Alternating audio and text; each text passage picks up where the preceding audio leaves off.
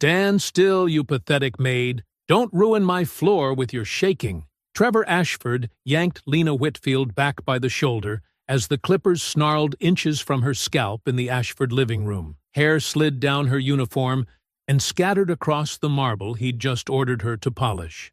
Hands down, chin up, he barked, circling her with his phone raised, savoring the angle. This is what you're paid for. Quiet and obedient. The cold teeth scraped her skin.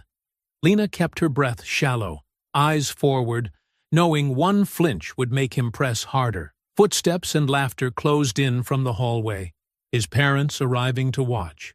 Trevor didn't know the room had been listening to him for years. Before continuing, comment where in the world you are watching from and make sure to subscribe, because tomorrow's story is one you can't miss. The morning sun streamed through the wall of windows in the Ashford estate's grand living room, casting prisms from the crystal vases Lena Whitfield carefully dusted. Her movements were precise, practiced from years of handling precious things that weren't hers. The living room was their showpiece, all marble floors, designer furniture, and floor-to-ceiling glass overlooking manicured gardens. Trevor Ashford sprawled across an ivory leather sofa that cost more than Lena's yearly salary, drink in hand despite the early hour. 3 of his equally privileged friends lounged nearby, their laughter echoing off the high ceilings as they swapped stories about their latest vacations and acquisitions. "Watch this," Trevor called out, his words slightly slurred as he grabbed his phone from the coffee table. "Hey, Maid, come here a second." Lena's hand stilled on the crystal. She'd learned long ago that ignoring him only made things worse. Carefully setting down the cleaning cloth, she turned toward him with a neutral expression that had taken years to perfect. "Yes, Mr. Ashford?" Trevor stood unsteadily, positioning himself between Lena and the arched hallway that led to the kitchen, her only exit. His friends snickered, already recording with their phones. They'd seen this kind of entertainment before. "Your hair is looking pretty wild today," Trevor said, reaching behind the bar to grab something. "All those crazy curls everywhere. Don't you think it needs some maintenance?" The electric clippers buzzed to life in his hand. Lena's stomach dropped, but she kept her face carefully blank. She'd survived worse by staying still, by letting the moment pass.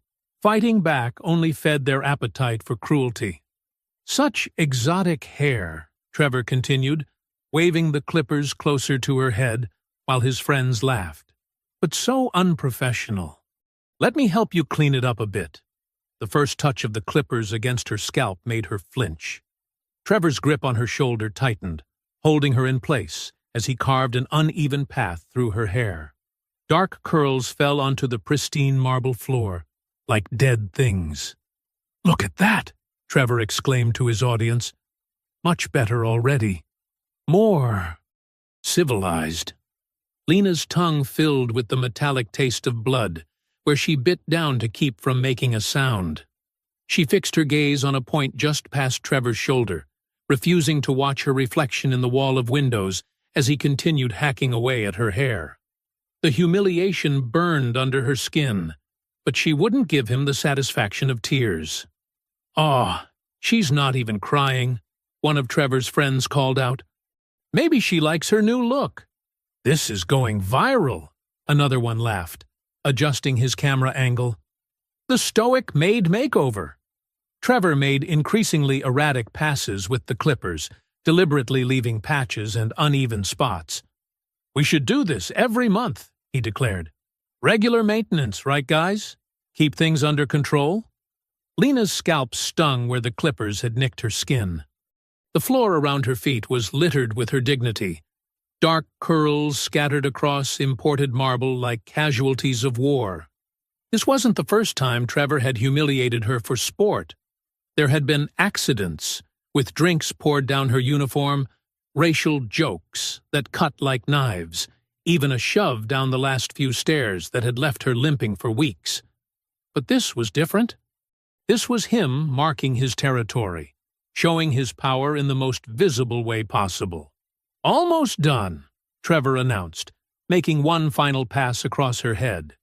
"Just evening things out. Can't have our help looking unkempt, can we?" The clippers continued their angry buzz, a sound that would haunt her dreams. But Lena remained still, her hands clasped tightly in front of her, her breathing carefully measured. She was a statue, a prop in their theater of cruelty. She'd learned long ago that reaction was what they craved. Her pain was their entertainment.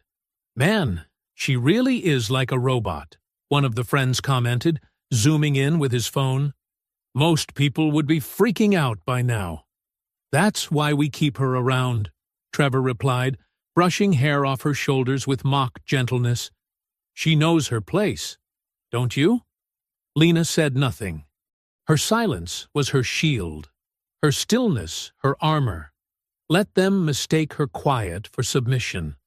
Let them confuse her patience for weakness.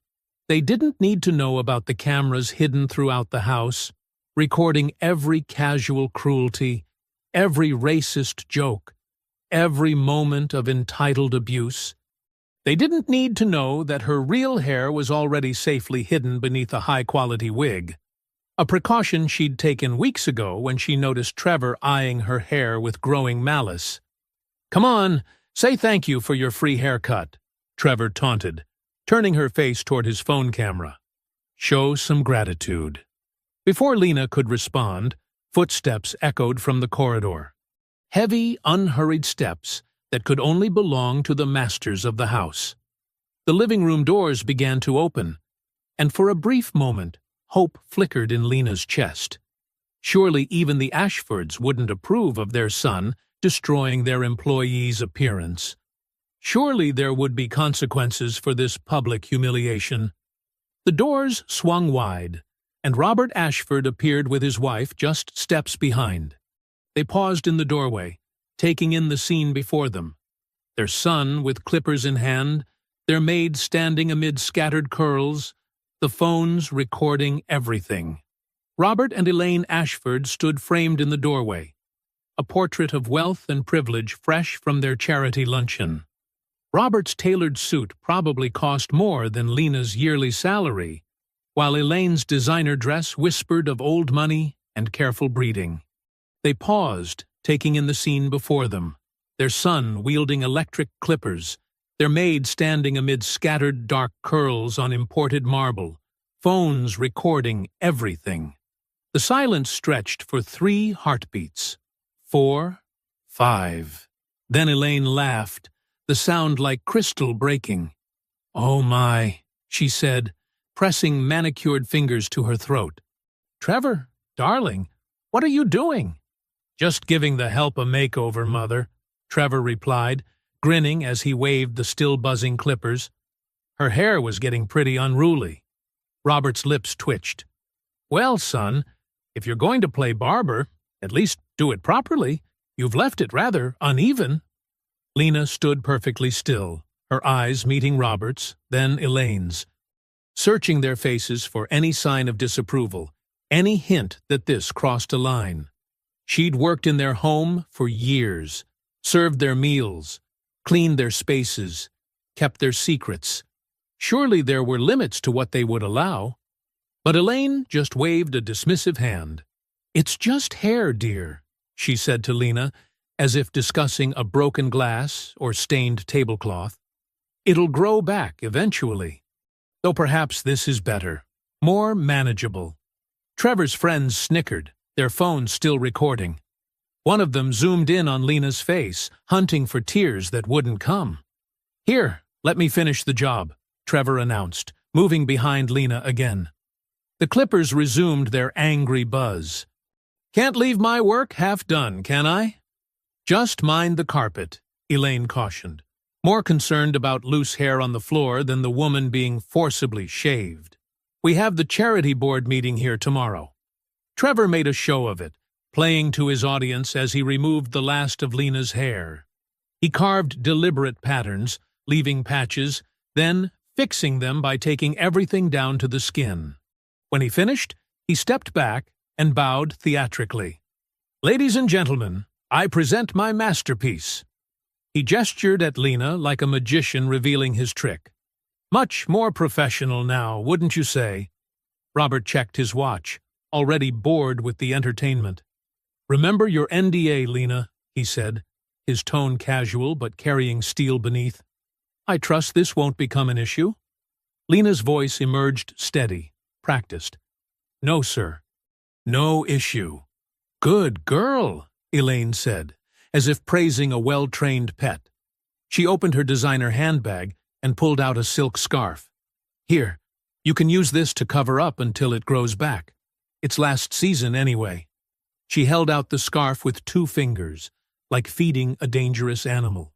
Lena accepted the scarf without comment, wrapping it around her head with movements that betrayed no trembling, no rage, no hurt. Her hands remained steady as she retrieved the broom and dustpan from the utility closet. Trevor and his friends sprawled back on the sofa, reviewing their footage and laughing at particularly good moments. They picked favorite shots to share in their private group chat, adding cruel captions and emoji reactions. I'm thinking about getting into hairstyling, Trevor joked, making scissoring motions with his fingers. What do you guys think? Found my calling? Total natural, bro, one friend replied, showing Trevor a particularly humiliating angle he'd captured. This is gold. Robert straightened his already perfect tie. Well, if the morning's entertainment is finished, shall we have breakfast? The chef mentioned something about quiche. Perfect timing, Elaine agreed. I'm famished after that dreadful charity luncheon. All those speeches about poverty and education reform, so depressing. Lena, once you're finished cleaning up your mess, we'll need coffee service in the breakfast room. Yes, ma'am, Lena replied, carefully sweeping dark curls from the marble floor. Each stroke of the broom was measured, methodical. She gathered her shorn hair like fallen soldiers, evidence of another casual battle lost in this pristine war zone. The Ashfords moved toward the breakfast room, their voices carrying back through the open doors. Did you see Margaret's face when I announced our donation? Elaine was saying. 10 million to the Children's Hospital, and she could barely manage to clap. Pure jealousy. Speaking of donations, Robert added, Trevor, remember we have that foundation photo shoot next week. Try not to get too wild at Jason's party this weekend. We need you looking presentable. Don't worry, Dad, Trevor called back. I'll be on my best behavior. He winked at his friends, who erupted in fresh laughter. The friends finally tired of their game, pocketing phones and gathering designer jackets. They had brunches to attend, shopping to do, other entertainments to seek. They stepped around Lena as if she were furniture, tracking hair clippings across the floor she'd just cleaned. Same time next month, one joked to Trevor on their way out. My sister's stylist charges a fortune. Maybe I should just come here instead. Anything for my friends, Trevor replied grandly. We provide full service here at Casa Ashford. Lena continued her work, emptying the dustpan, wiping down surfaces, erasing all evidence of the morning's entertainment. The silk scarf felt like a brand against her skin, a badge of their ownership. But her movements remained precise, her face composed. She served coffee in the breakfast room with steady hands, poured juice without spilling a drop, endured Trevor's smirking glances across the table. Hours later, as the sun settled into dusk, Lena stood alone in her small room above the garage. The space was sparse, but meticulously clean. A single bed, a dresser, a narrow window overlooking the manicured grounds. She removed her uniform with the same care she always did, hanging it precisely in the closet. The silk scarf came off last, folded with deliberate motions despite its tainted origins. Lena closed her bedroom door, turning both locks with practiced precision. The small room behind the estate's service wing wasn't much, but it was her space, the only place she could truly breathe. Through the thin walls, She could hear the distant sounds of the Ashfords' evening entertainment. Crystal glasses clinking, fake laughter, the constant performance of wealth. She sat on the edge of her narrow bed, fingers tracing the silk scarf Elaine had tossed at her like table scraps. Such a casual gesture of contempt. Here's a worthless thing for a worthless person. The fabric probably cost more than Lena made in a week. She folded it carefully, each crease exact, and placed it in her drawer. Evidence, like everything else. Her hands moved to her head, finding the edges of the wig they'd left intact. The expensive human hairpiece had been her protection, her foresight. Slowly, she removed it, revealing what lay beneath. Skin already smooth, already shaved close weeks ago. She'd known this day was coming. She'd seen it in Trevor's eyes, in the escalating jokes, in the way he tested boundaries to entertain his friends. Lena got down on her knees beside the bed, reaching underneath to pull out a heavy suitcase. The combination lock clicked softly. 1492, her grandmother's birth year. Inside, organized with military precision, lay rows of external hard drives. Each was labeled meticulously. Kitchen, South Wing, Jan 2023, Master Study, March 2023, Wine Cellar, April 2023. Years of footage, hundreds of hours of casual cruelty and corruption, all categorized and backed up. She hadn't started recording out of a desire for revenge. No, it had been pure survival instinct. The first time she'd heard Robert Ashford discussing illegal stock manipulation in his study, she'd understood the power of documentation. When Elaine had accidentally spilled hot coffee on her predecessor, laughing it off as clumsiness, Lena had learned the value of video evidence. The cameras were smaller now, easier to hide. Technology had evolved, but the Ashfords' behavior hadn't. Taking out her laptop, Lena connected the newest drive. The living room footage uploaded smoothly to her encrypted cloud storage. She labeled it Trigger Event and added it to multiple backup locations. No single point of failure. That was crucial. Her fingers moved across the keyboard, typing detailed notes into a password-protected document. Date, September 15th, 2023. Time, approximately 10:15. M location, main living room, East Wing. Present, Trevor Ashford, Robert Ashford, Elaine Ashford. Witnesses, Jason Mitchell, Kevin Ross, Sarah Whitman, Trevor's friends. Incident, forced head shaving. Recording devices, living room cameras 2 and 4. Trevor's phone, witness phones. Physical evidence. Silk scarf, Hermes Spring Collection, given by EA. Notable quotes. She typed them word for word, each casual cruelty preserved in text. Through her window, she could hear more laughter floating up from the main house. A car engine started. Probably Trevor's friends leaving for their next entertainment. The sound of expensive tires on gravel. Then, silence. Lena closed her eyes, centering herself through the breathing exercises she'd learned years ago. In through the nose, out through the mouth. Each breath carrying away the urge to scream, to break things, to let them see her rage. She opened a different folder on her laptop, reviewing older footage. Robert discussing offshore accounts in his study, thinking he was alone. Elaine berating and striking a groundskeeper, then having him fired when he threatened to report it. Trevor's escalating pranks that crossed into assault. Each incident documented, time-stamped, backed up. Not for revenge, for protection. For justice, when the time came. The laptop's soft blue light illuminated her face as she worked, adding keywords and cross-references to her database. She'd developed her own classification system over the years.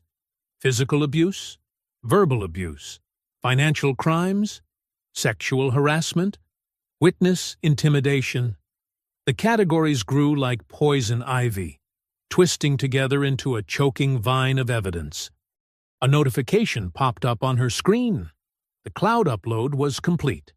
She verified the backup, then started another. Redundancy was essential.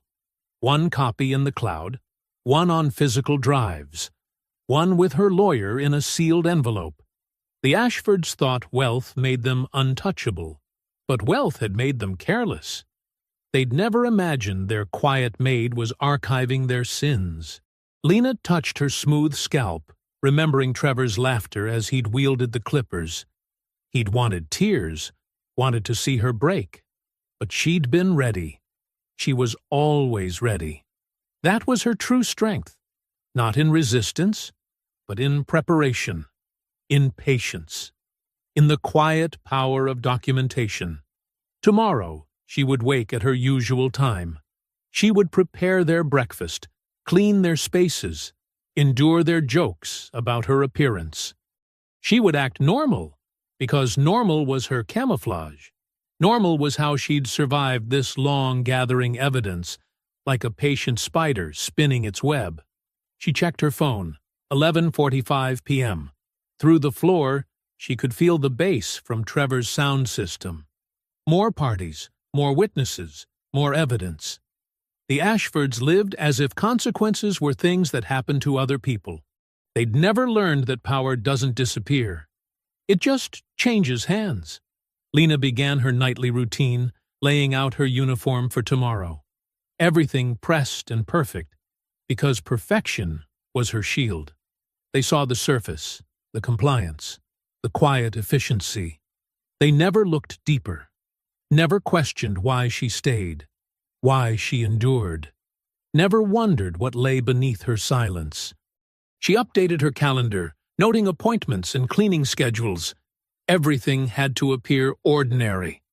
That was crucial now, more than ever. No changes in routine, no hints of what she carried in her mind and in her files. Just another day of service, of careful observation, of gathering threads that would eventually become a noose. The music from the main house finally died down. Car doors slammed, engines started.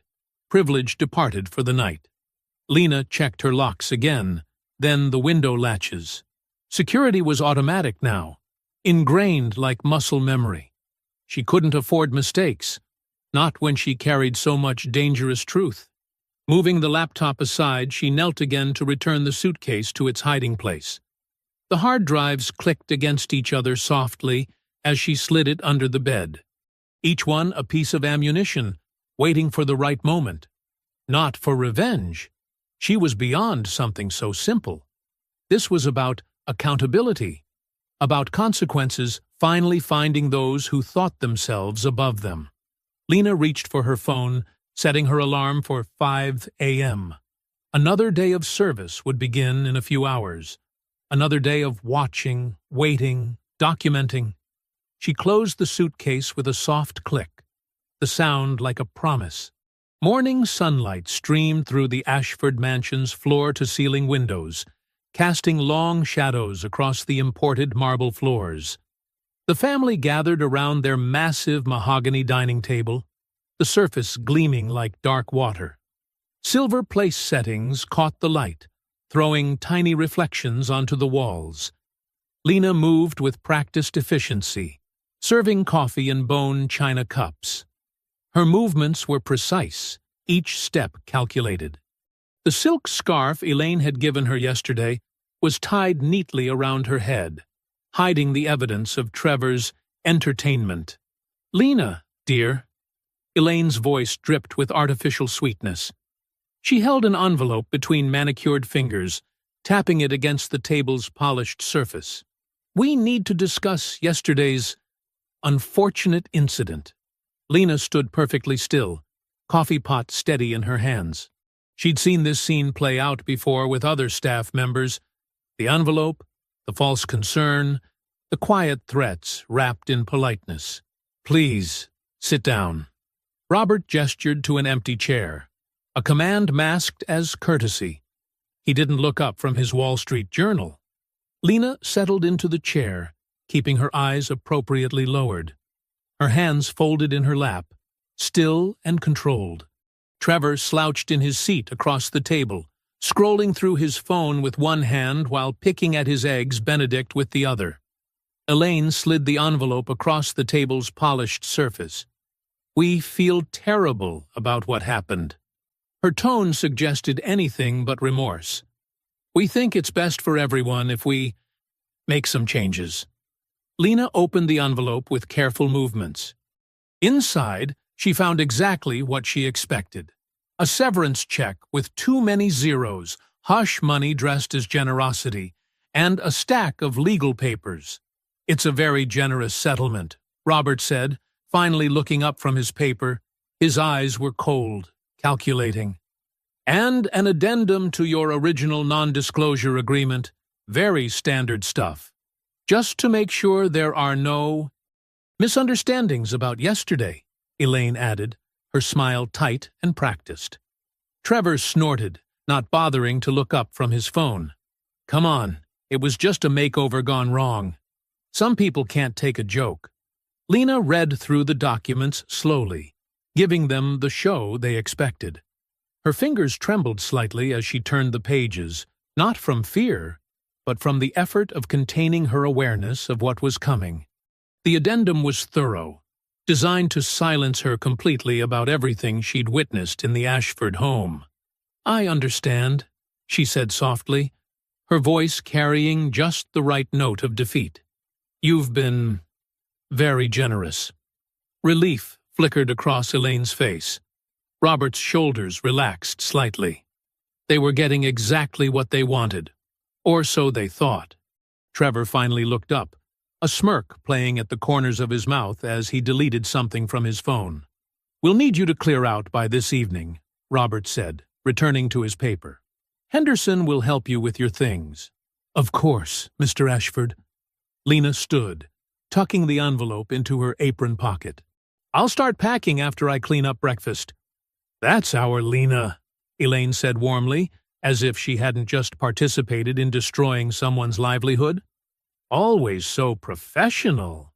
Lena moved to the kitchen, gathering dishes with her usual quiet efficiency. Through the serving window, she could hear their conversation shift to weekend plans, her dismissal already forgotten. Trevor mentioned a party in the Hamptons. Elaine discussed charity board meetings. Robert made calls about stock options. In the kitchen, Lena washed dishes methodically, her movements unhurried.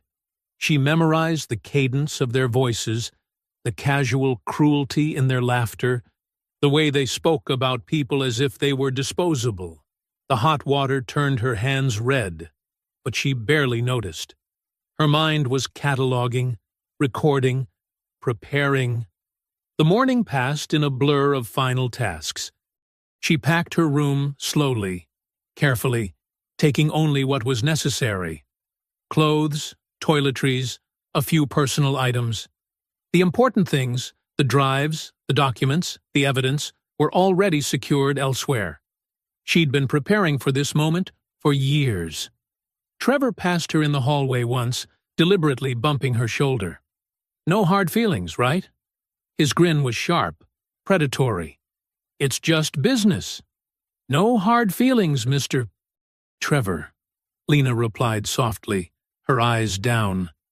Let him think he'd won. Let him believe in his own invincibility. By late afternoon, her small room was nearly empty. The bed was stripped, the drawers cleared, the closet bare except for a few hangers. Henderson, the house manager, supervised as she carried her 2 suitcases to the front door. His face was carefully blank. He'd seen this scene too many times before. Elaine appeared one last time, her charity smile firmly in place. "Remember, Lena, the agreement is very specific about discussing your time here." The threat was clear beneath the sugary tone. "I understand completely, Mrs. Ashford." Lena's voice was steady, compliant. "Thank you for everything." The sun was setting as she walked through the estate's gates for the final time. The envelope felt heavy in her purse, but not as heavy as the knowledge she carried. Behind her, the mansion's windows blazed with light. the Ashfords' world continuing unchanged. They thought they'd solved a problem, silenced a threat, restored their power. Lena walked slowly down the tree-lined drive, her suitcases rolling quietly on the smooth pavement. The evening air was cool against her scalp beneath the silk scarf. A car passed her, Trevor, heading out for another night of consequence-free entertainment. He didn't even glance in her direction. Lena sat in her modest room, the blue glow of her laptop screen cutting through the darkness. The space was small, but meticulously organized. A single bed, a desk, and walls bare except for a calendar marked with precise notes. Through thin curtains, streetlights cast angular shadows across the floor. Her fingers moved deliberately across the keyboard as she logged into her banking app. The Ashfords' check, their attempt at silence, was substantial. Lena photographed it carefully before making the mobile deposit, documenting every detail. Within minutes, the funds cleared. She immediately initiated a transfer to a separate account she'd set up months ago. "Let them watch that account," she murmured, her voice barely above a whisper. "Let them think they can track me." The laptop hummed softly as she opened a secure email client. Her hands remained steady despite the weight of what she was about to do. Years of evidence, countless moments of casual cruelty and calculated abuse, all preserved and catalogued. She'd watched, waited, documented, and now, finally, it was time. To Dana, RuizaGlobalInvestigates.com. Subject: Not an incident. A pattern. Encrypted. Lena attached the first set of files. The living room footage from yesterday played silently on her screen as she verified the upload. Trevor with the clippers, his friends laughing, her hair falling to the marble floor. Then Elaine and Robert entering, their amusement clear, their indifference complete. The timestamp burned in the corner, undeniable. But that was just the beginning. She added more clips, each carefully selected from years of footage. Trevor mocking an elderly black gardener until the man quit. Elaine telling housekeepers they should be grateful for work, regardless of pay. Robert in his study, casually discussing how to bury discrimination lawsuits. Each video was crystal clear, dated, with perfect audio. 3 years, Lena whispered, watching the progress bar climb. 3 years of watching, waiting, surviving. Her phone buzzed, a text from her bank confirming the transfer. The Ashfords would be able to trace that movement. Let them. The real funds were elsewhere, secured long ago. She'd learned from watching Robert's financial schemes. She knew how to hide things in plain sight. The upload completed. Lena checked her backup drives, confirming multiple copies were secured in different locations. She'd planned this meticulously, knowing she'd only get one chance. If they blocked one release, others would trigger automatically. The truth would emerge, one way or another. Outside, a car alarm briefly shattered the night's quiet. Lena didn't flinch. Her focus remained on the screen, watching the encryption protocols ensure her messages' security. The Ashfords thought wealth made them untouchable. They'd never considered that their power might be their weakness, that their belief in their own immunity would make them careless. Her email client pinged. Dana Ruiz had responded already. Not an incident. A pattern. This is extraordinary, but I need verification. Timestamps? Locations? Additional audio? Lena smiled slightly. This was why she'd chosen Dana. The journalist's reputation for thoroughness matched her own. She quickly sent back a detailed response. Dates, times, room numbers. Supporting audio files from different devices, proving the footage hadn't been doctored. Building blueprints showing camera positions, witness names, bank records. Her phone lit up with a news alert. Then another. And another. The first outlets were picking up fragments of the story. Social media would follow soon. The Ashfords' phones would start ringing any minute. Lena opened her calendar, checking off yesterday's date. Next to it, in her precise handwriting, trigger event. She'd known it would come, had prepared for various scenarios. Trevor's impulsiveness, his escalating cruelty, had made the shaving incident inevitable. The only question had been when. More alerts buzzed. Lena silenced her phone, but kept it visible. She wouldn't sleep tonight. She needed to monitor the information flow. The Ashfords would wake to chaos, but their first instinct would be control. They'd call lawyers, PR firms, fixers. They'd try to bury the story. But Lena had learned from every conversation she'd overheard in that house. She knew their tactics, their connections, their methods of making problems disappear. She'd designed her response accordingly. Multiple releases, staggered timing, different jurisdictions. If they blocked one source, 3 more would activate. The laptop's fan whirred as she uploaded additional files to secure servers. Each clip was labeled, categorized, cross-referenced. The Ashfords had mistaken her silence for submission, her careful work for subservience. They'd never understood that she'd been building a case, piece by piece, day by day. Dana sent another email. This is bigger than I initially thought. Corporate angles, financial implications. Give me an hour to verify key points. This will break wide. Lena checked the time. 4:47 a.m. Dawn was approaching. She rolled her shoulders, easing the tension. In the mansion, Trevor was probably just getting home from another night of consequence-free entertainment. Elaine would soon wake for her morning yoga. Robert would expect his coffee at precisely 6:30 a.m., but their routine was about to shatter. Lena refreshed her browser, watching as the first major headline appeared on a national news site. Breaking: Billionaire family accused of years of documented abuse. The timestamp read 4:58 a.m., right on schedule. The morning sun crept through Lena's window as a news anchor's voice filled her small room. Her coffee sat untouched on the bedside table, growing colder by the minute. The TV screen showed Robert Ashford standing at a podium, his expression carefully crafted into one of paternal disappointment. "These allegations are completely false," Robert declared, his voice steady and practiced. "This is nothing more than a vindictive attempt by a former employee to damage our family's reputation through manipulated footage and outright lies." Beside him, Trevor stood with an uncharacteristic meekness, his usual smirk replaced by a wounded look that had clearly been rehearsed. Elaine dabbed at her eyes with a monogrammed handkerchief, playing the role of the distressed mother perfectly. "My son has always shown nothing but kindness to our staff," Robert continued.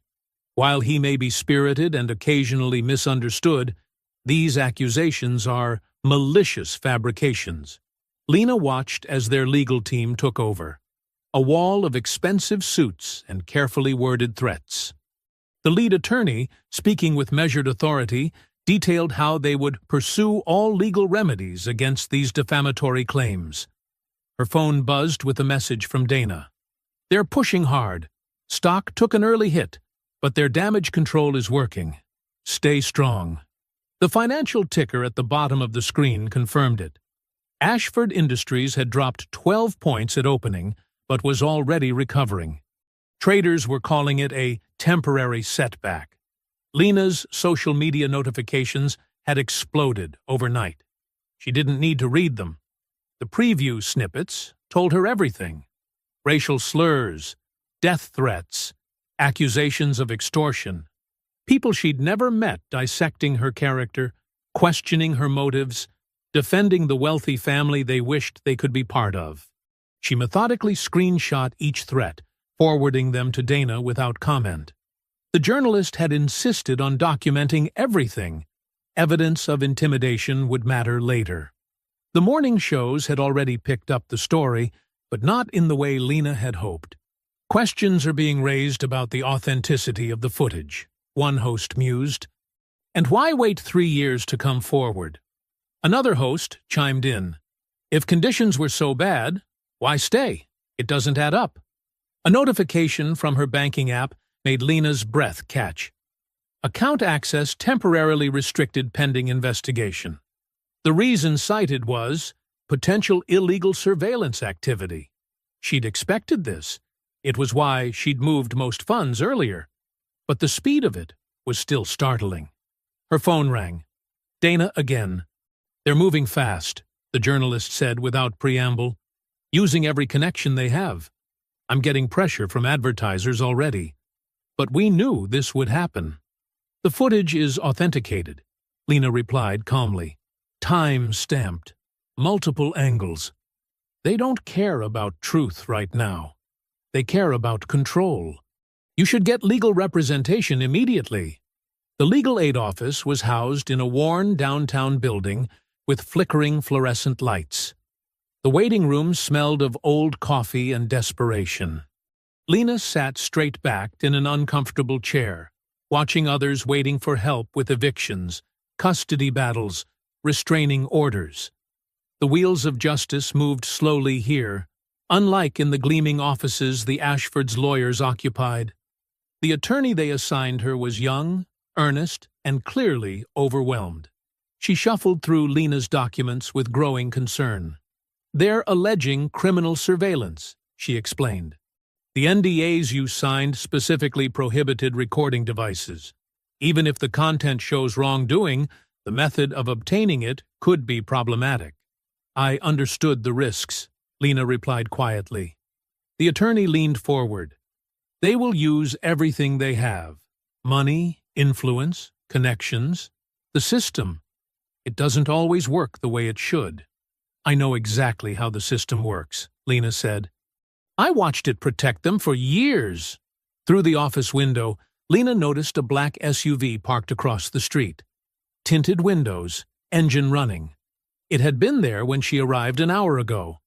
My best advice right now is to stay quiet, the attorney continued. Let us work through proper channels. Don't engage with media. Don't post anything online.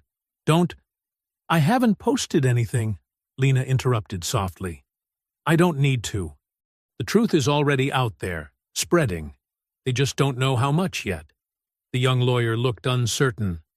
They're going to try to paint you as angry, unstable, vengeful. They'll dig through your past, your family, your finances. Let them, Lena said. I have nothing to hide. The meeting wrapped up with more cautionary advice and scheduled follow-ups. Outside, the afternoon had faded into dusk. The SUV was still there, its presence heavy in the growing shadows. Lena stood on the sidewalk, her shoulder bag containing folders of legal documents. The parking garage loomed ahead, its entrance a dark mouth in the dimming light. She could feel eyes on her, from the SUV, from windows, from security cameras. The weight of money and power pressing down, trying to make her small again. She took a measured breath and began walking toward the garage. Her footsteps echoed on the concrete, steady and unhurried. The darkness ahead didn't frighten her. She'd worked in the shadows of power for years, gathering evidence in the dark. Now they were learning what that darkness could hide. The parking garage swallowed Lena into its concrete depths. Fluorescent lights sputtered overhead, creating shifting shadows between the support pillars. Her footsteps echoed against the walls, mixing with the distant hum of evening traffic and the drip of water from somewhere in the darkness. Level P2 was nearly empty. Just a few scattered cars remained, their surfaces reflecting the unstable light. The air smelled of exhaust and damp cement. Lena's keys were already in her hand, held between her fingers, a habit learned long ago. Movement flickered in her peripheral vision. A shape emerged from behind a thick concrete pillar, then another. 2 men in dark suits, too well dressed for this public garage. Their shoes were expensive, their watches gleaming. not regular security guards. "Ms. Whitfield," the taller one said, his voice professionally neutral. "A moment of your time." Lena stopped, maintaining distance. She recognized the shorter man from Ashford corporate events, private security, the kind that handled special circumstances. Her pulse quickened, but her voice remained steady. "I'm running late," she said, taking a half-step backward. "This won't take long." The taller man moved to her left, while his partner drifted right. "We're here to discuss your cooperation with certain journalists." "I have nothing to discuss." Lena shifted, keeping both men in view. Her phone was already recording in her pocket, another old habit. "Mr. Ashford is concerned about misunderstandings." The shorter man's tone hardened. "Misunderstandings can have consequences for everyone involved, including your family," the tall one added softly. "Your nephew just started college, didn't he?" "Engineering program?" Lena's fingers tightened around her keys. The mention of her family made her stomach clench, but she kept her expression neutral. "Are you threatening me?" "Threatening?" The shorter man smiled without warmth. "We're problem solvers, Ms. Whitfield. Right now, you're a problem." He moved suddenly, grabbing her arm. His fingers dug into her flesh, professional restraint abandoned. Lena reacted instantly, driving her keyed fist toward his face. He jerked back, but not before the metal scored his cheek. The taller man lunged forward. Lena twisted, ramming her elbow backward into his solar plexus. He grunted but managed to grab her jacket. She spun, using the momentum to slip free of the garment, but lost her balance. Her shoulder slammed against a car hood. Pain flared through her ribs as the shorter man seized her again, this time with both hands. The metal was cold against her back as he pressed her against the vehicle. "Just listen," he growled, blood trickling from the scratch on his face. "This can get much worse." Lena brought her knee up sharply. He doubled over, cursing. She pushed off the car, stumbling past him. The taller man reached for her, but she ducked under his arm. Her ribs screamed in protest as she ran. Footsteps pounded behind her. Lena sprinted toward the exit ramp, her breath coming in sharp gasps.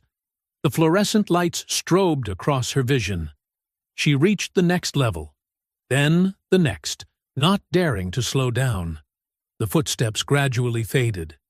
They weren't actually trying to catch her, just scare her. Message delivered. But they didn't understand. Fear wasn't the same as surrender. Lena burst out of the garage into the evening air.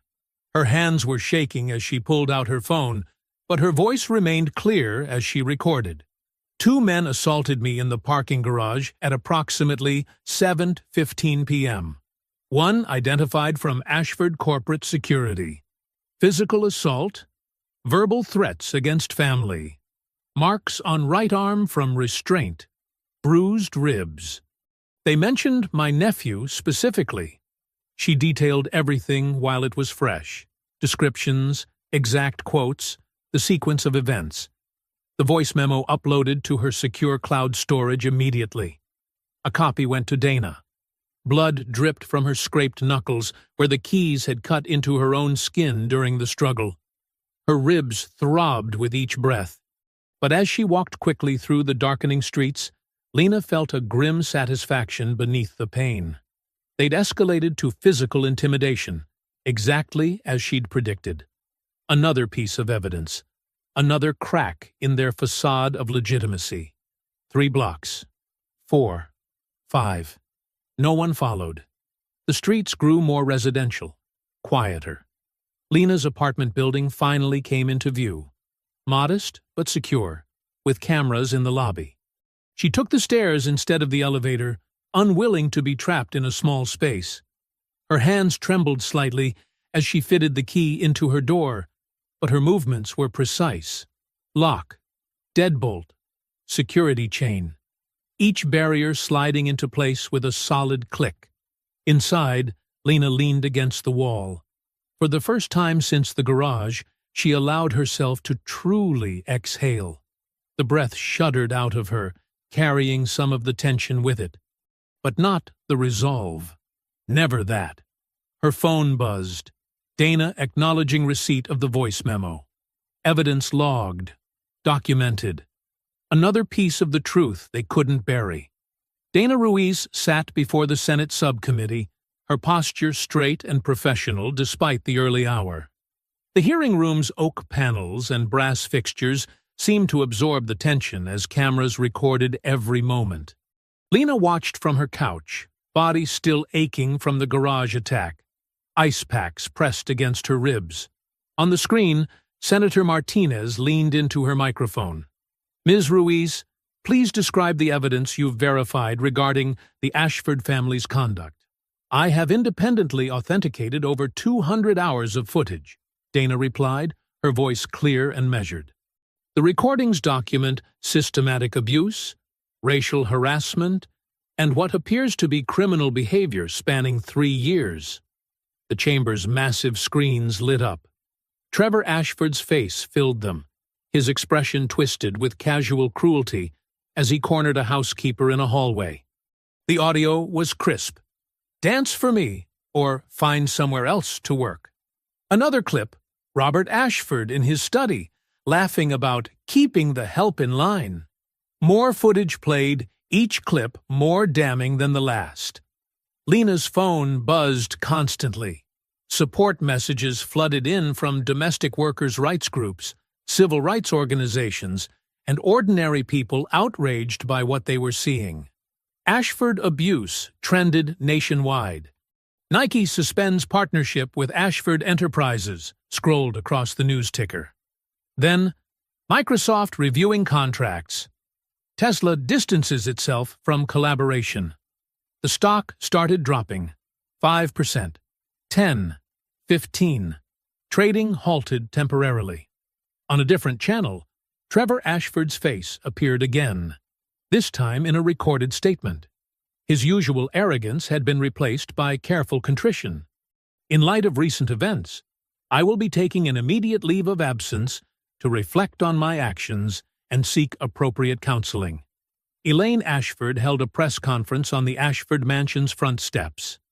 Tears streaked her expertly applied makeup as she clutched a tissue. As a mother, I'm devastated. We clearly failed in our guidance. But these selective clips don't show the whole story. We've always treated our staff like family. Lena snorted at that last line, wincing as the movement jarred her bruised ribs.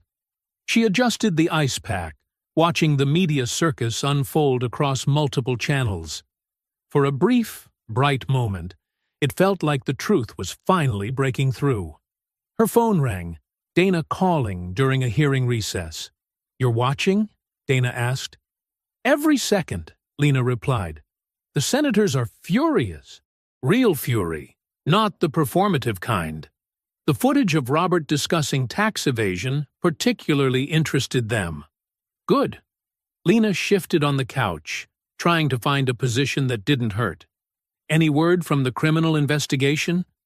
"The FBI has—" Dana's voice cut off suddenly. Lena checked her phone. The call had dropped. She tried redialing, but it went straight to voicemail. Strange. She switched back to the hearing coverage. The tone had already started shifting. Legal experts appeared on split screens, discussing privacy violations and illegal surveillance. The word alleged crept back into headlines. Comment sections filled with new accounts questioning the footage's authenticity. By early afternoon, the shift was dramatic. Breaking. Judge grants emergency injunction against footage release. The ticker explained. Privacy concerns cited. Further distribution halted pending review. Lena's phone stopped buzzing.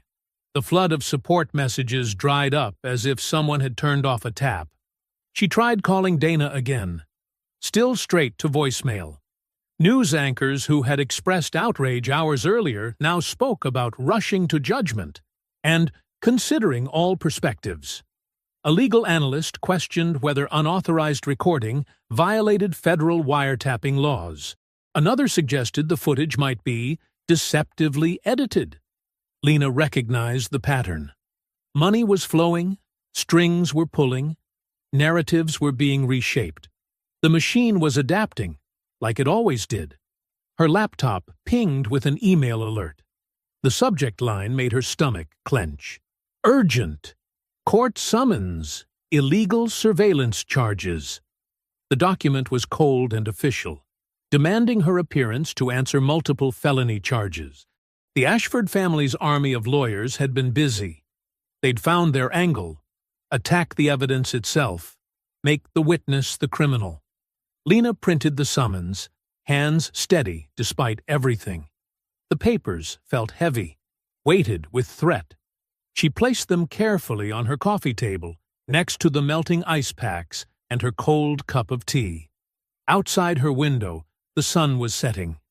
The same media that had proclaimed justice in the morning was now questioning everything by nightfall. The Ashfords' machine was vast, patient, and practiced at crushing opposition. Her phone buzzed one last time. A text from an unknown number. Should have taken the check and stayed quiet. Lena placed her phone face down on the table. Her ribs ached. Her future teetered.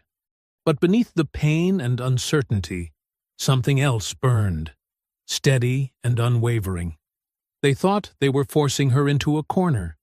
They didn't realize she'd mapped every corner long ago. The summons lay on her table, an official threat printed on expensive paper. The sun finished setting, leaving her apartment in shadows. In the distance, sirens wailed. Whether coming or going, she couldn't tell.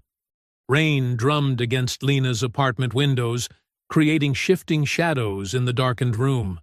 She hadn't bothered turning on the lights. The glow from her laptop screen was enough, casting a cold blue tint across her face as she stared at her bank balance. 0.0. They'd moved fast. Every account drained through emergency asset seizure. Her credit cards declined even for groceries. The lawyer she'd consulted wanted a $50,000 retainer. Might as well have asked for $1 million. Her phone buzzed less each day as the media circus packed up its tents and moved on to fresher scandals. A text from Dana lit up her screen. Network pulling the story. Legal threats. Advertisers pressured. I'm sorry. Lena's fingers hovered over the keyboard, remembering Dana's passionate commitment just days ago at the Senate hearing. But she couldn't blame her. The Ashfords weren't just fighting back. They were carpet-bombing every threat with money and influence. Thunder cracked outside. Lena moved to the window, watching rain sheet down the glass. She could disappear. She had distant cousins in Atlanta, friends in Chicago. Start over. Head down. Survive. It's what they expected, what they were trying to force. Instead, she walked to her bedroom closet. Behind winter coats and boxes, the metal suitcase waited.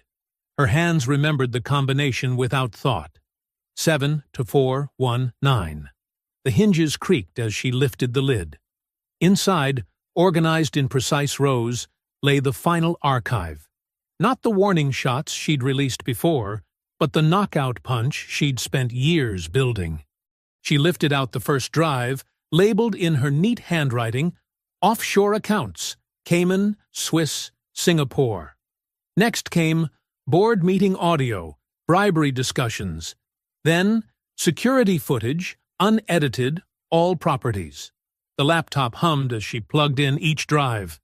Folders populated the screen, each meticulously organized. She opened a video file at random. Robert Ashford's voice filled the room. Don't care how you hide it, just get it done. The SEC won't find... She closed it. There would be time for that tomorrow. Rain pelted harder against the windows as Lena accessed her Dead Man Switch program. She'd built it carefully, with help from an activist programmer she'd met through domestic workers' rights groups. The interface was simple. If she didn't enter a code every 24 hours, Everything would release automatically to... She'd planned this for years, knowing there would be only one real chance. The first release was a warning shot. This was the kill shot. Lena's fingers moved across the keyboard, setting up the timing sequences. Each file had its own distribution list, carefully chosen for maximum impact. The corporate crime evidence would go to financial reporters, the racist abuse footage to civil rights organizations, the bribery audio straight to federal prosecutors. Her phone buzzed again. Another text from Dana. They're trying to kill the whole investigation. Network executives in closed-door meetings. Lena didn't reply. Instead, she opened her email and typed a single line to Dana's personal address. Tomorrow changes everything. The rain's rhythm shifted, becoming softer. Lena checked each triggered release one final time. The program was elegant in its simplicity. Miss the daily code entry, and everything launches automatically. No way to stop it. No way to trace it back. If they arrested her, it would only guarantee the release. She thought about Trevor's laughing face as he'd shaved her head, about Elaine's crocodile tears on television, about Robert's warnings and threats, about the bruises still healing on her ribs from their hired thugs. The laptop screen showed one final prompt. Activate dead man's switch, YN. Lena's finger pressed Y without hesitation. A timer appeared. 24 Warshwanazer, 23 to 59, 59, 23, 59, 58. She stood up slowly, muscles stiff from sitting too long. The apartment was cold. She hadn't been able to pay the heating bill, but she barely noticed. Tomorrow would bring either victory or destruction. Either way, there would be no turning back. Walking to her bed, Lena lay down fully dressed, not bothering with the covers. Her work clothes for tomorrow were already laid out. Simple black pants, white blouse, comfortable shoes. The same outfit she'd worn countless times in their house, invisible until they made her visible in the worst way. The rain continued its gentle percussion against the windows. In the darkness, the laptop's glow showed the timer counting down. 23, 45, 21. 23.45, 20. 23.45, 19. Lena stared at the ceiling, hands folded across her stomach. She felt no anxiety, no fear, just a deep, quiet certainty. They'd thought her powerless. They'd mistaken patience for weakness. They'd assumed their money could bury anything. Tomorrow would prove them wrong. The timer ticked down in the darkness. 23:30, 45. 23:30, 44. 23:30, 43. Morning sunlight glinted off the Ashford Estates wrought iron gates as 3 black SUVs rolled up the circular driveway. Inside the mansion, Robert Ashford was midway through his morning coffee when his security chief burst into the breakfast room. "Federal agents, sir. Multiple agencies." Robert's coffee cup clattered against fine china. "What?" The doorbell rang, echoing through marble halls. Before anyone could move, phones throughout the house started buzzing with news alerts. Elaine grabbed her tablet, face draining of color as she scrolled. "Oh, God, Robert. It's everywhere. Everything." The doorbell rang again, more insistent. Through floor-to-ceiling windows, they could see dark-suited figures positioning themselves around the property's perimeter. In her modest apartment across town, Lena sat cross-legged on her couch, multiple news channels playing on her laptop. She'd entered the dead man's switch code last night, letting everything release at precisely 9 a.m. Now, at 9:07, the world was catching fire. CNBC's ticker screamed, "Breaking! Ashford Enterprises halts trading amid massive fraud allegations." CNN, "Leaked files show systemic abuse, criminal conduct at billion-dollar empire." BBC, "Global investigation launches into Ashford Financial Network." On Fox Business, a red-faced anchor jabbed his finger at the camera. "These documents show offshore accounts in 12 countries, ladies and gentlemen. 12.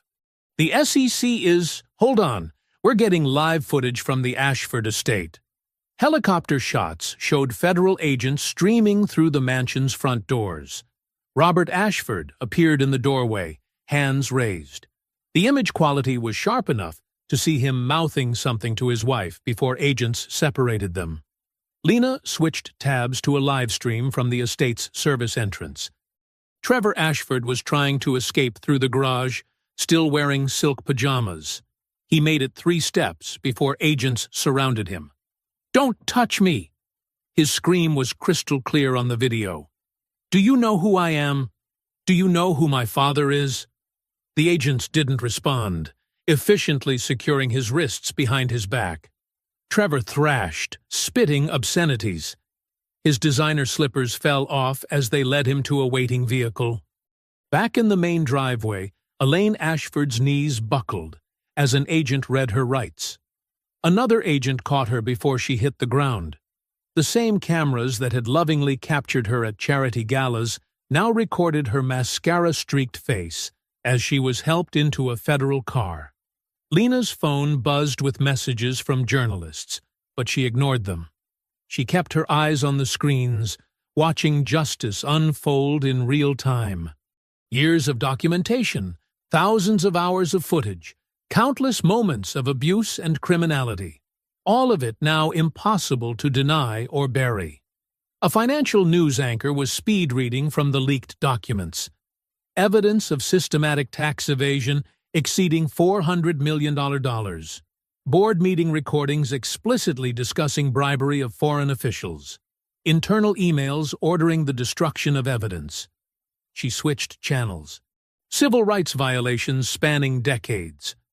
The footage shows a pattern of racist abuse that legal experts say constitutes. Another channel. Multiple whistleblowers now coming forward, describing a culture of intimidation and violence. The surveillance footage confirms. Lena's phone rang. "Dana." "They're scrambling to delete files," the journalist said without preamble. But it's too late. Every major newsroom has complete copies. The FBI's Financial Crimes Unit just officially confirmed they've opened a major investigation. Homeland Security is involved because of the international money transfers. "Robert's lawyers?" Lena asked. "Jumping ship. 3 firms have already publicly withdrawn representation. They're seeing the same evidence we are. This isn't a gray area. It's over." On screen, Robert Ashford was being led from the mansion in handcuffs, his usual commanding presence deflated. A federal prosecutor was giving a statement to the gathered press. "Denied bail due to flight risk and the global scale of the alleged crimes.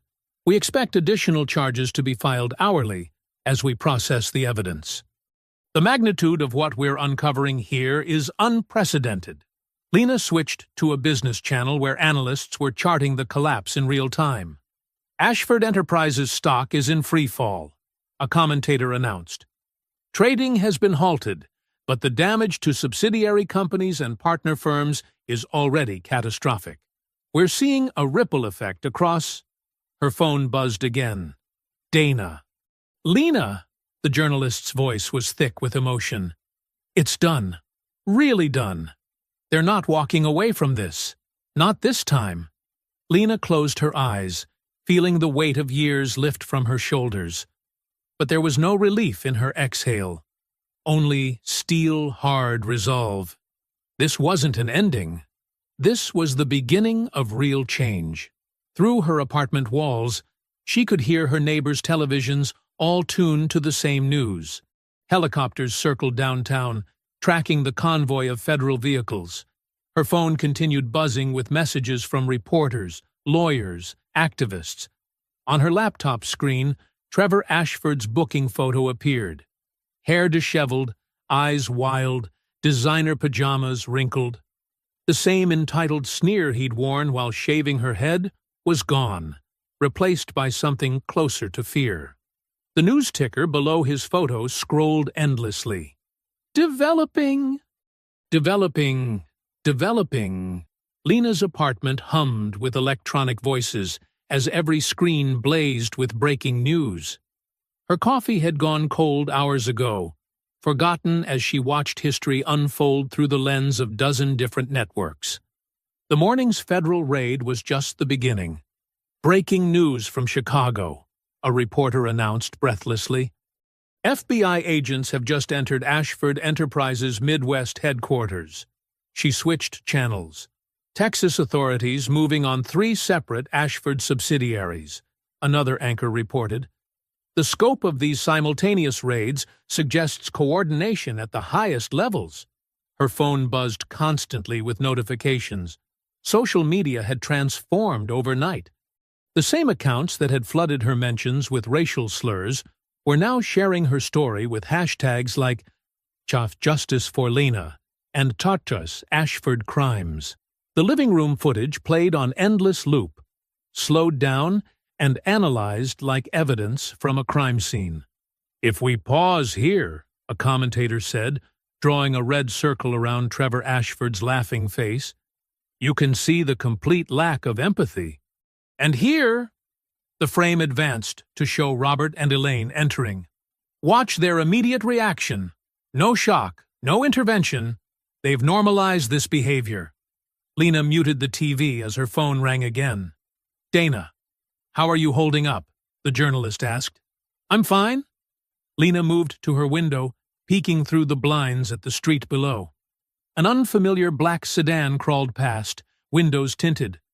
"But I'm being watched." "That's why I'm calling." "Stay inside. We don't know how many people they have on payroll, and cornered animals are dangerous. I've seen this before. When empires fall, they try to take witnesses down with them." "I expected that." Lena's voice was steady.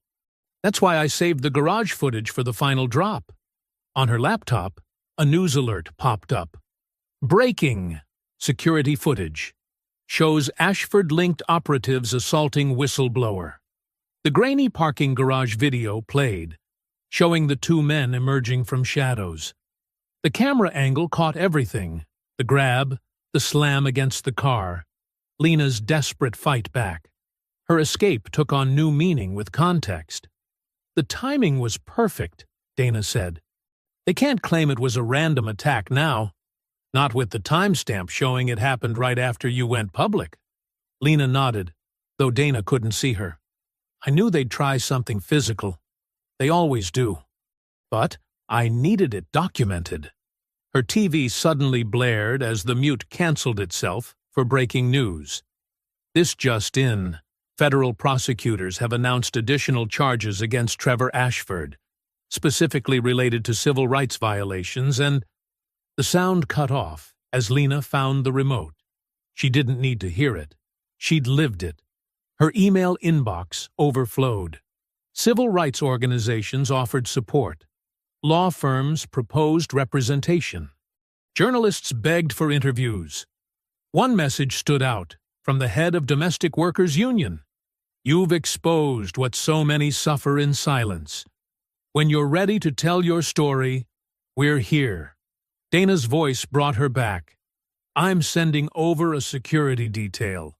Professional team, fully vetted. They'll be there within the hour." "I don't need—" "Yes, you do. The Ashfords still have money hidden away. They have friends in dark places. Until every account is frozen and every conspirator is identified, you're at risk." Another news alert. Ashford Enterprise board members resign en masse as stock remains frozen. Lena moved to her kitchen, forcing herself to eat something. Her hands were steady as she made a sandwich, but her shoulders ached with tension. Through her window, she spotted another slow-moving car. Different model, same tinted windows. Her phone buzzed with a text from an unknown number. "You should have kept quiet." She forwarded it to Dana and 3 federal agents, adding it to her documented pattern of intimidation. The threat felt hollow now, like a reflex from a dying beast. On TV, financial analysts charted the collapse of the Ashford empire in real time. Subsidiary stocks plummeted. Partner companies rushed to distance themselves. Decades of carefully hidden corruption exposed to sunlight. Unprecedented in scale, an expert explained. The interconnected nature of these crimes means we're likely seeing only the tip of the iceberg. Each new revelation. Lena opened her laptop, beginning a final sworn statement. She typed methodically, detailing every incident, every threat, every moment of abuse. The garage assault, the head shaving. Years of racist comments delivered with casual cruelty. The statement grew longer, more detailed.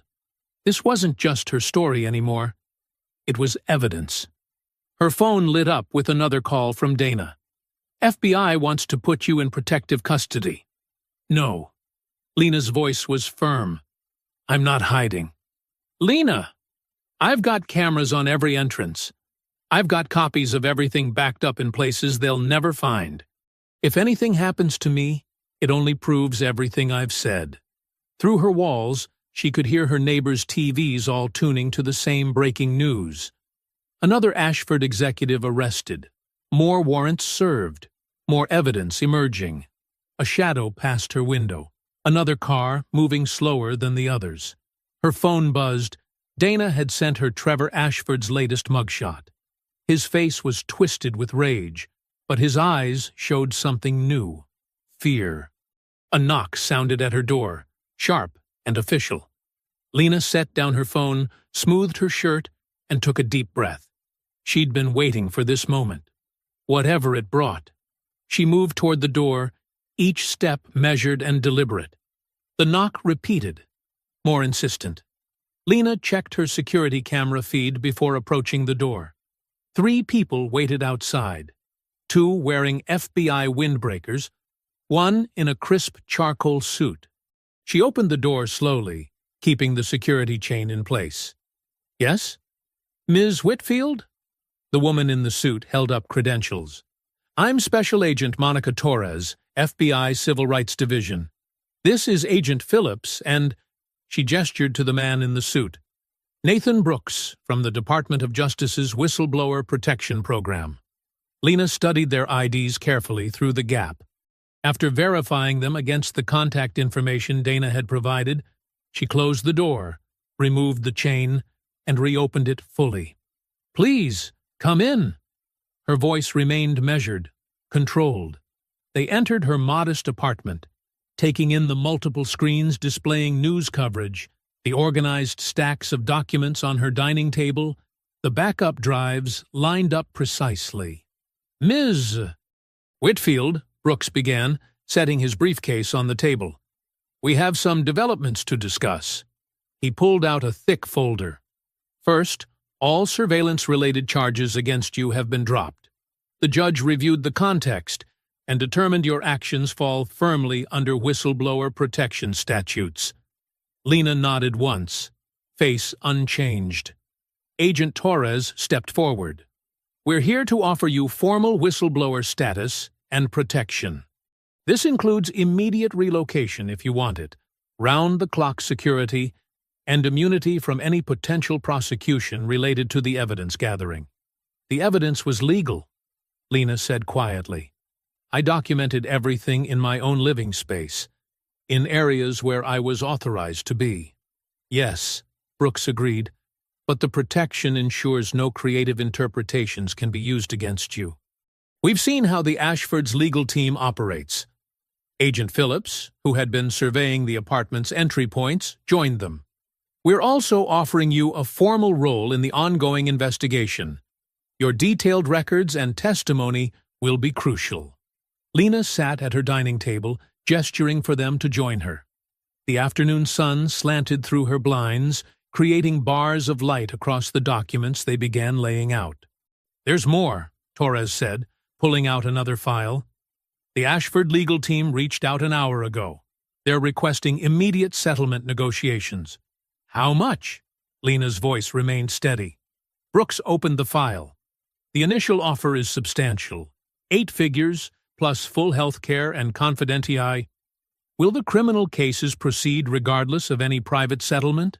Lena interrupted. The three officials exchanged glances. "Absolutely," Torres said firmly. "This has moved far beyond civil litigation. We have evidence of systematic civil rights violations, financial crimes, witness intimidation, and conspiracy. The criminal proceedings will continue regardless of any private agreements." Only then did Lena's shoulders relax slightly. "In that case, I'm willing to negotiate, with one condition." "Which is?" Brooks asked, pen poised. "Public acknowledgement of wrongdoing. No sealed apologies, no private mea culpas. They admit what they did in open court." Torres and Phillips exchanged another look, this time with small smiles. "We can make that happen," Torres said. "In fact, it strengthens our position in the criminal cases." Brooks began removing more documents from his briefcase. "We've prepared the initial whistleblower protection paperwork. This first set establishes your protected status and outlines the security measures being implemented." Lena read each page carefully as afternoon faded into evening. She asked precise questions about legal terminology, made careful notes, and requested specific clarifications. The officials matched her methodical pace. "These documents activate your immunity protection," Brooks explained, sliding over another stack. "They also establish your role as a cooperating witness and formal investigative partner." Outside, two unmarked federal vehicles had parked on either end of her street. Agent Phillips periodically checked in with the security teams via radio. "The settlement negotiation framework," Torres said, presenting the final set of papers. "Once you sign, we can begin formal talks. Everything will be overseen by federal mediators to ensure full compliance." Lena picked up her pen, the same one she'd used to document years of abuse in her hidden journals. The weight felt different now. "Ms. Whitfield," Brooks said softly, "you should know. This morning's evidence release has already led to 3 more whistleblowers coming forward from other Ashford properties. You've created a crack in the dam." She thought of other domestic workers, other silent witnesses. Her hand moved smoothly across each signature line, each initial box, each date field. The sun had set by the time she signed the final page. Agent Torres gathered the documents while Phillips coordinated with the security team outside. "We'll have the protective detail in place within the hour," Torres said. "A secure line is being installed, and we'll need to sweep for surveillance devices." "I already did," Lena said, gesturing to a signal detector on her shelf. "Daily, since the garage incident?" Brooks smiled slightly. "You think of everything, don't you?" "I had to." Lena stood, straightening the papers precisely. "They thought that made me weak. Being careful, being thorough. They never understood it made me dangerous." Lena sat in her new apartment's living room, surrounded by reinforced windows and security systems. The TV dominated one wall, broadcasting live court proceedings that had captivated the nation. Morning sunlight filtered through bulletproof glass as she sipped her coffee, watching Trevor Ashford being led into the courtroom in handcuffs. "The defendant has shown a pattern of escalating behavior," the prosecutor argued, standing before the judge. "Multiple victims have now come forward with similar accounts of harassment, intimidation, and assault. Given the defendant's resources and history of witness tampering, we strongly oppose any bail consideration." Trevor's expensive suit couldn't hide his deterioration. Dark circles shadowed his eyes, his trademark smirk replaced by twitching anger. He whispered furiously to his attorney, who tried to quiet him. "Your Honor," Trevor's lawyer began, "my client has deep ties to the community and—" "The community he terrorized?" A new victim's testimony played on screen. A former housekeeper described Trevor throwing hot coffee at her, then laughing. Security footage backed her account. The judge's voice cut through the courtroom. "Bail denied. The defendant will remain in custody." Trevor exploded, shoving his chair back. "Do you know who I am? Do you know who my father is?" "Remove the defendant," the judge ordered. As guards dragged Trevor out, his shouts echoed. "This is all that maid's fault! She's lying! She—" The feed cut to Elaine Ashford's separate hearing. She sat perfectly poised, dabbing tears with a monogrammed handkerchief. "I had no idea," she insisted, voice trembling. "These were private moments I wasn't present for. I would never have allowed—" The prosecutor interrupted, playing surveillance footage from the living room. Elaine's laughter rang clear as Trevor shaved Lena's head. "And this moment, Mrs. Ashford, were you not present here?" Elaine's composure cracked. That was taken out of context. We have dozens of similar videos spanning years. Would you like to revise your statement? In another courtroom, Robert Ashford watched his empire crumble. Board members testified about systematic corruption, describing how he buried complaints and paid off victims. His company's stock had plummeted 80% since the revelations began. Ashford Industries hereby files for Chapter 11 bankruptcy protection, a corporate lawyer announced. Stockholders shouted from the gallery, demanding answers about their lost millions. On financial networks, analysts detailed the collapse. "Unprecedented in modern corporate history," one explained. "We're seeing a complete dissolution of the Ashford name. Universities are removing it from buildings. Charities are returning donations. Their own board is destroying them from within." Lena watched it all with steady eyes, taking careful notes. This wasn't entertainment for her. It was documentation, verification that the truth couldn't be buried anymore. Her phone buzzed with a message from Dana. "Check your email," the journalist wrote. Lena opened the attached photo. Outside the courthouse, hundreds of protesters held signs reading, "Justice for Lena," and "Domestic workers deserve dignity." Many were other household staff, speaking publicly for the first time about their own experiences. A notification popped up. Another Ashford property being stripped of its name. The corporate logo disappeared from a hospital wing, a library entrance, a scholarship fund. Their legacy was being erased in real time. Her secure phone line rang, the FBI team updating her on protection protocols for tomorrow's testimony. She answered with the verified code phrase, listening as they detailed the security route to the courthouse. Between calls, Lena organized her testimony materials with the same precision she'd once used to clean crystal. Her written timeline, cross-referenced with video timestamps. Her daily logs of verbal abuse, backed by audio recordings. The medical report from the parking garage assault, matched with surveillance footage of the attackers. The TV continued its coverage. Legal experts predicted decades of imprisonment. Financial analysts calculated billions in losses. Social commentators debated the broader implications for wealth, race, and power. "This isn't just about one family," a civil rights attorney explained on screen. "This exposes how wealth can create bubbles of impunity, until someone brave enough comes along to pop them." Lena's attention shifted to a small notification. Another former employee had come forward. Then another. The crack in the dam was becoming a flood. She thought of that morning in the living room, Trevor's laughter as he held the clippers. He'd expected tears, begging, submission. Instead, he'd triggered an avalanche that buried his entire world. Outside her secured apartment, federal agents monitored the perimeter. Inside, Lena reviewed her statements one final time. Tomorrow she would speak, not as a victim, but as the architect of accountability. The TV showed Trevor being led back to his cell, Elaine crumbling under cross-examination, Robert watching his name literally being removed from the skyline. Lena reached for the remote and turned off the broadcast. She didn't need to watch anymore. The truth was playing out exactly as she'd planned, piece by careful piece, built on years of patience and precision.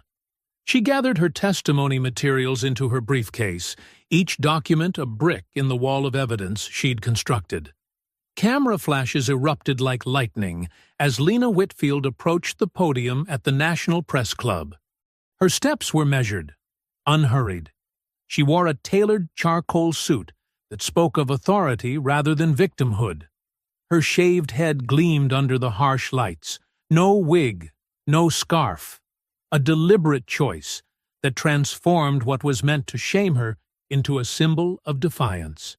The room buzzed with anticipation. Journalists from every major network jostled for position, their cameras trained on her face. In the front row, Dana Ruiz sat with her laptop open, ready to document this moment. Federal agents lined the walls, their presence both protection and testament to the gravity of the case. Lena adjusted the microphone with the same precise movements she'd once used to arrange crystal glasses in the Ashford mansion. The sound of shuffling papers and clicking cameras filled the brief silence before she spoke. "Good morning," she began, her voice clear and steady. "I'm here today not to discuss what was done to me, but what has been done to many." She placed her hands flat on the podium, grounding herself. What happened in that house wasn't unique. It wasn't an incident. It was a pattern, one that repeats itself behind closed doors across this country. More cameras flashed. Reporters scribbled furiously. "Wealth creates walls," Lena continued. "Behind those walls, people with power often mistake silence for weakness. They mistake compliance for consent. They mistake documentation for surrender." She paused, letting the words settle. That was their first mistake. A murmur rippled through the crowd. In the back of the room, civil rights activists nodded in recognition. "I didn't survive through luck," she said. "I survived through observation, through patience, through understanding that sometimes the most powerful response to cruelty is to watch it, record it, and wait for the right moment to bring it into the light." She lifted a folder from the podium. "Today, I'm announcing the creation of the Whitfield Foundation for Domestic Workers and Whistleblowers. This organization will be funded by the settlement from my case, but its mission extends far beyond one family or one incident." The room grew still as she outlined the foundation's structure.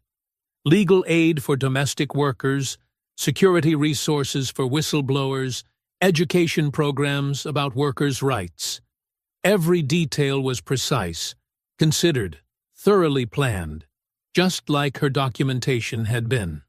"The foundation will operate independently," she emphasized. "Its board includes labor rights experts, civil rights attorneys, and domestic workers themselves. We will provide emergency housing, legal representation, and technological resources for documentation. Because sometimes survival means having proof." A forest of hands shot up. Lena pointed to a reporter in the third row. "Ms. Whitfield, how did you endure the daily abuse without breaking?" Lena's response was immediate. "I watched. I waited. I documented." Her words fell like stones into still water. Power doesn't disappear when you expose it, but exposure changes its shape. It transforms it from something private and crushing into something public and accountable. Another reporter stood. "Did you ever consider just quitting?" "Quitting wouldn't have changed the pattern," Lena replied. "The next worker would have faced the same treatment. The one after that, too. Patterns don't break themselves. They have to be broken deliberately, methodically, with evidence that cannot be denied." She gestured to a screen behind her, where the foundation's logo appeared, a simple camera lens overlaid with the scales of justice. "This foundation isn't about revenge.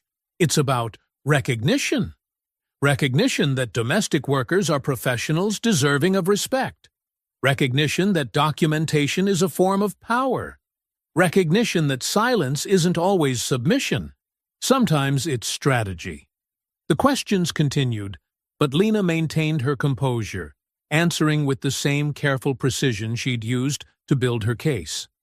She never named the Ashfords directly. She didn't need to. Their actions spoke louder than any accusation could. A younger reporter raised her hand. "Aren't you afraid of retaliation?" Lena's response carried throughout the hushed room.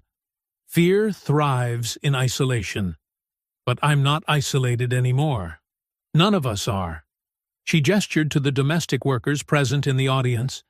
"Every person who steps forward makes it safer for the next person to do the same. Every truth told makes it harder for lies to survive." As she concluded her prepared remarks, Lena stood straight, her presence filling the room. What happened in that house was meant to diminish me. Instead, it became the foundation for systemic change. That's not irony. That's justice. The silence that followed was profound. No cameras clicked. No pens scratched. The room held its breath, absorbing the weight of her words, the dignity of her bearing, the unshakable strength of her resolve.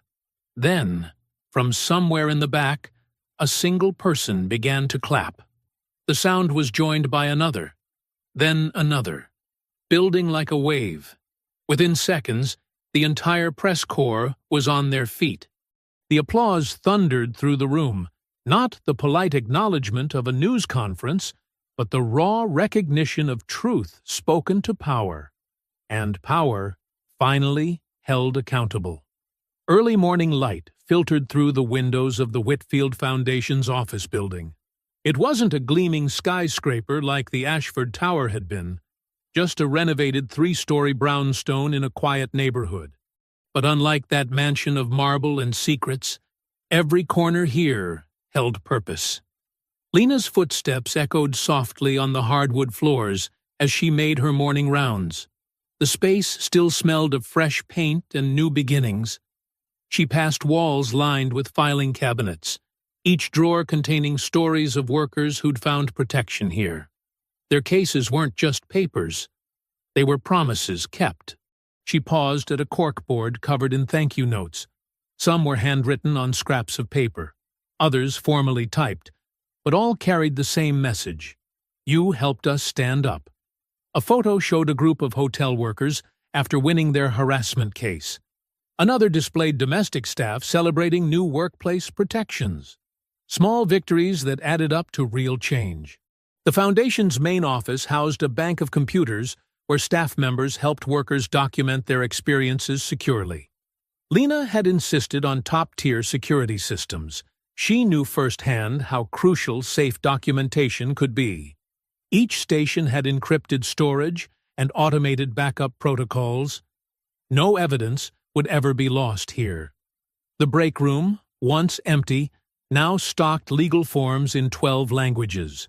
Posters outlined workers' rights in clear, simple terms. A schedule on the wall listed free legal clinics and support group meetings.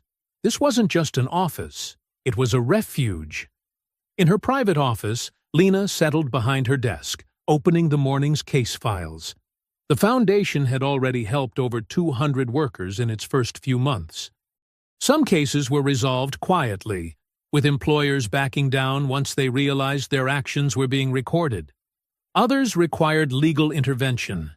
Each success strengthened their network. The morning news played softly from a small TV mounted in the corner. Lena didn't need to turn up the volume. She knew what they were reporting. Trevor Ashford's sentencing had been yesterday's biggest story. The footage showed him being led from court in handcuffs, his designer suit replaced by prison orange, his smirk finally gone. The judge had been unsparing. 15 years, no possibility of early release. Robert Ashford's fate had been even more severe. Decades in federal prison for financial crimes, civil rights violations, and conspiracy. The empire he'd built through intimidation and abuse had crumbled like a house of cards once the evidence came to light. Former board members had turned on him. Shareholders had fled. The Ashford name, once synonymous with power, now stood for corruption exposed. Elaine's plea deal meant less prison time, but her public admission of enabling abuse had destroyed her social standing. No more charity boards, no more galas, No more pretending cruelty was just a misunderstanding. The society pages that once featured her now documented her disgrace. Lena touched a hand to her head, feeling the short, soft growth of new hair under her fingers.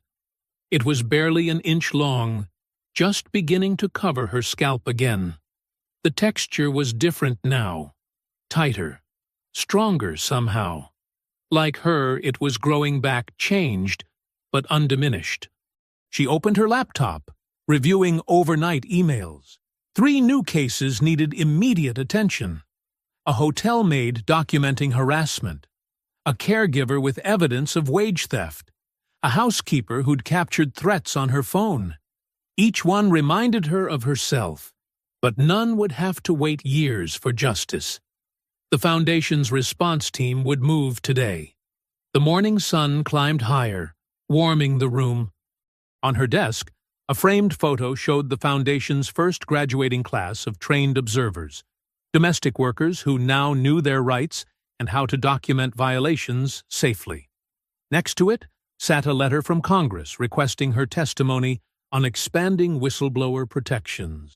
Change was happening, not in dramatic gestures, but in steady, relentless progress. Dana Ruiz had called yesterday, sharing news of more workers coming forward across the country. The Ashford case had broken a dam of silence. Other wealthy families were quietly settling cases, implementing reforms, desperate to avoid similar exposure. Power was learning it couldn't hide behind NDAs forever. Lena stood, gathering files for the morning meeting. Through the window, she watched early sunlight touch the city streets. Somewhere in those streets, other workers were enduring what she had endured. But now they had somewhere to turn. Now they had proof that documentation could defeat denial, that patience could outlast power, that justice could pierce any wall of wealth. She walked to her office door, each step measured and sure. The weight she'd carried for years, the fear, the rage, the careful calculation of survival, had lifted. Not because she'd forgotten, but because she'd transformed it into something stronger than vengeance. Lasting change. Lena stepped into the hallway, nodded to arriving staff members, and moved toward the morning light.